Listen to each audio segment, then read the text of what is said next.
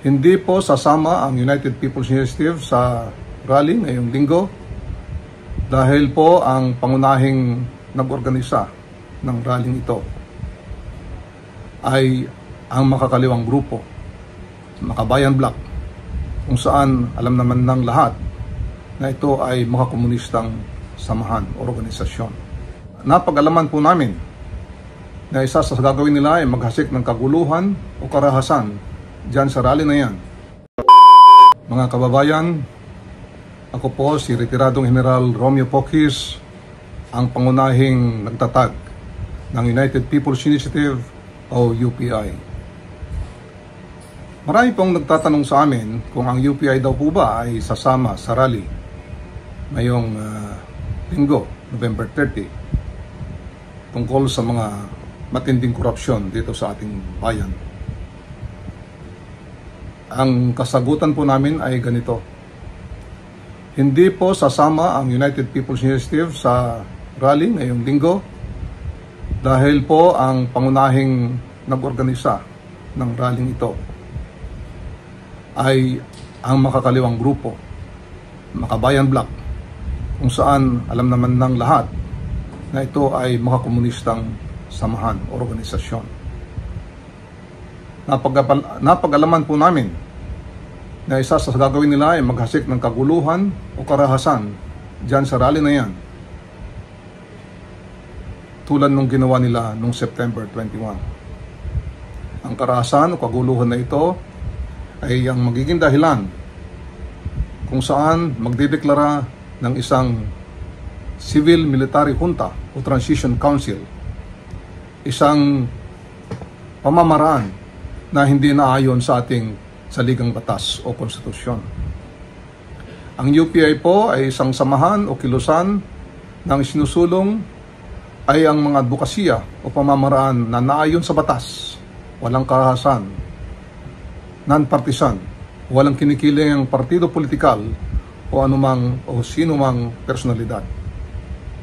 Lalong-lalo na ang lahat po ng ginagawa ng United People's Initiative ay naayon sa ating saligang batas.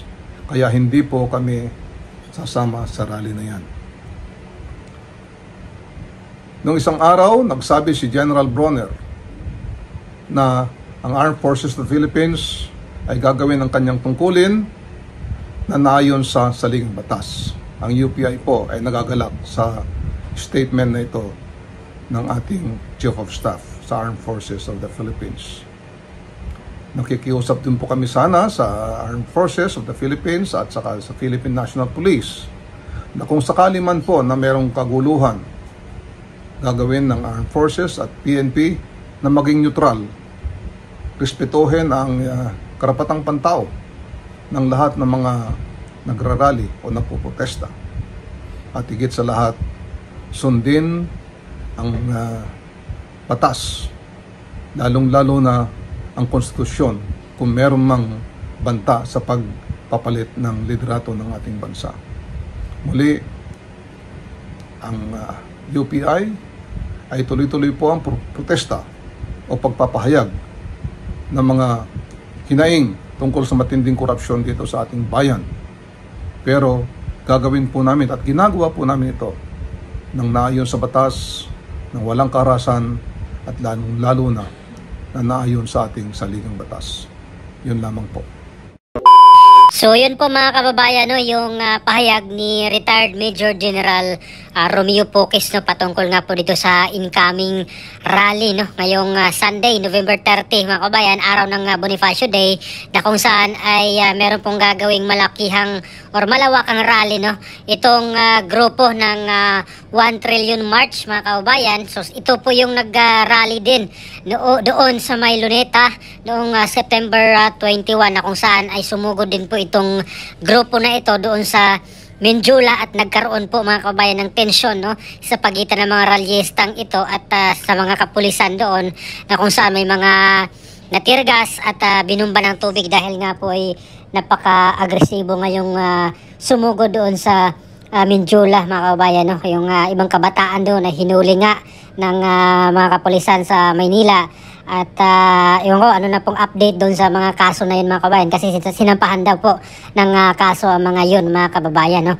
At ngayon sinabi ni retired Major General Romeo Poques, no, na hindi nga po sila sasama dito sa rally, no, ngayong November 30 dahil itong grupo nga ito ay alam na po ng lahat, no, na ito'y grupo ng mga kaliwa, mga komunista mga kababayan, no? At syempre si retired General Poques ay military, alam nila yan mga kababayan, sila po yung may alam dyan sa mga intel at halos bulgar naman na yung grupo na yan ng mga komunista mga kabayan, ang mga talagang nagrarally, no, pag mga ganitong panahon, may mga Bonifacio Day, mga Labor Day, mga martial law anniversary, mga ganyan. So matik na yan, no, noon pa yan mga kabayan, no. Sa ngayon lang naman po na talagang puspusan rin po yung rally, no.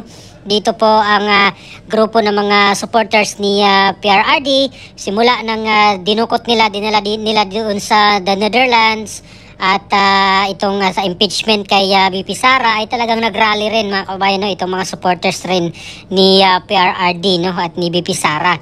At bukod pa dyan itong lantaran mga kabayan, no, nakakilabot na korupsyon ngayon dito sa ating bansa, itong sa flood control corruption mga kabayan, kaya talagang galit na galit rin po yung mga Pilipino, at kasama na rin po dyan itong mga supporters ni PRRD, kaya po talaga ay nagararally po talaga mga kababayan, dahil hindi na po talaga kayanin, no, or hindi na po kinaya itong pagnanakaw nila dito sa pera ng bayan mga kababayan. So sinabi ni retired General Poques, hindi sila sasama dito sa rally, no, ng mga grupo ng mga komunista, no. Ito yung mga 1 trillion march mga kabayan, no. At alam na meron pong nagsabi na ito'y funded nga ng taga West mga kabayan, mga banyaga yung nagfa-fund dito mga kababayan. So iwan ko lang, kasi nung rally ng UPI dyan mga kababayan sa EDSA Monument ay sinabi ng AFP na imbestigahan daw nila ang rally ng UPI dahil yung nagfa-fund daw dyan ay China mga kababayan. At bagay na itinanggi na po yan, no, ni retired General Romeo Poques, na hindi po yan funded ng mga banyaga, lalo na ng China. Yun po yung kiniklaim kasi nila, na China yung nag-fund, no, nung rally na ayun. At itong or samantalang itong grupo ng 1 trillion march mga kabayan, itong mga grupo ng mga kaliwa ay hindi po maingay, no, yung AFP, hindi po nila inimbestigahan kung sino yung nagfa-fund dito sa mga rally na iyan mga kabayan, no. At meron nga pong isang sundalo na nag-resign dahil hindi na po niya kaya itong korupsyon, hindi na masikmura itong korupsyon. Nagsalita po siya doon sa may liwasang Bonifacio na itong 1 trillion march mga kabayan na grupo ay NED daw yung nag-fund, no, yung nagbigay ng budget para dito, yung National Endowment for Democracy. At according dito mga kabayan, kung sino po yung nagfa-fund, no, dito sa National Endowment for Democracy naman, nakalagay dito na the NED was created as a bipartisan private non-profit corporation but act as a grant-making foundation. It is funded primarily by an annual allocation from the US Congress mga kababayan. So ibig sabihin mga Amerikano talaga itong mga kababayan, no, itong nagbigay ng budget dito mga kababayan, no. At yung mga binibigyan nila mga kababayan ng mga pera dito sa Pilipinas ay kasama itong Vera Files, itong Rappler, yung PCIJ, no, or Philippine Center for Investigative Journalism, at itong InsightGov. Iwan ko kung ano to mga kawan, hindi ko familiar dito yung InsightGov kung anong grupo to or anong organization. Pero ito yung mga company or organization na binibigyan mga kabayan ng funds, no, ng National Endowment for Democracy or NED, no, NED mga kababayan. So ewan ko kung ano po yung klaseng or ano kaya yung agenda dito mga kabayan, no, itong mga ganito, kasi syempre kung ikaw magbigay parang may kapalit talaga yan mga kabayan, no.